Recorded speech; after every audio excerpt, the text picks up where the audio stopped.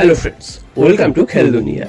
মোহনবাগান সমর্থকদের জন্য খুবই একটা ভালো খবর চলে এলো, সেটা হচ্ছে বিশাল কায়েতকে নিয়ে।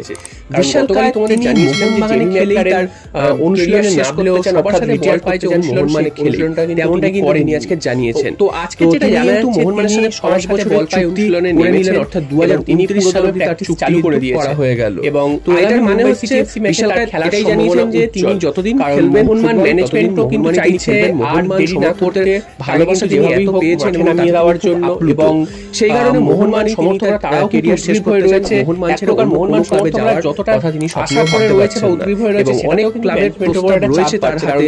তবে তিনি মোহনবাগান সমর্থকদের ভালোবাসা, তারপর মোহনবাগান ক্লাবের যে ঐতিহাসিক একটা ব্যাপার রয়েছে, তো সেইটাকে ছেড়ে তিনি কখনোই যেতে পারবেন না।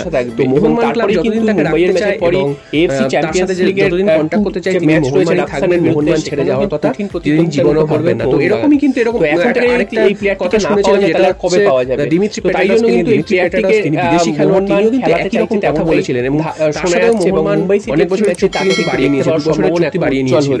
তো এবার তবে স্বদেশী প্লেয়ার বিশাল কায়েতের যদি প্লেয়ারটি আদৌ মন্তব্য এলো এবং তিনি 5 বছরের চুক্তি বাড়িয়ে নিলেন মোহনবাগানের সাথে, অর্থাৎ 2029 সালে তিনি আরো বড় চুক্তি রিনিউ করলেন। পরে গিয়ে যদি সব মিলিয়ে বলতেই হয় যে মোহনবাগানে যারা খেলেন এবং যারা যেসব প্লেয়াররা খেলছেন একটা কথাই বলার যতটা ভালোবাসা দেয় মোহনবাগান সমর্থকরা, তার জন্য কিন্তু এই ধরনের চুক্তি বাড়িয়ে নিচ্ছে বা এটা যদি প্লেয়ার আরো এক মাস আগে থেকে। তো এটা মোহনবাগানের জন্য কিন্তু ভালো একটা ব্যাপার, নিয়ম মেনে সমর্থকদের জন্য ভালো ব্যাপার। মোহনবাগান সমর্থকদের প্রশংসা করছে প্লেয়ারদের মধ্যে। তোমাদের কি মতামত বিশাল কায়েতকে নিয়ে? লাস্ট 2-3 বছর তো অলরেডি যে পারফরম্যান্স দেখিয়েছে সেখানে আলাদা করেই তারা চলে আসে প্লেয়ার এবং তার সাথে 5 বছরের চুক্তি বাড়ানো হলো, সেটা কেউ হয়তো মানিয়ে নিতে পারে, তবে সবাই মানিয়ে নিতে পারে না। কেউ দেখে নেওয়া উচিত ছিল।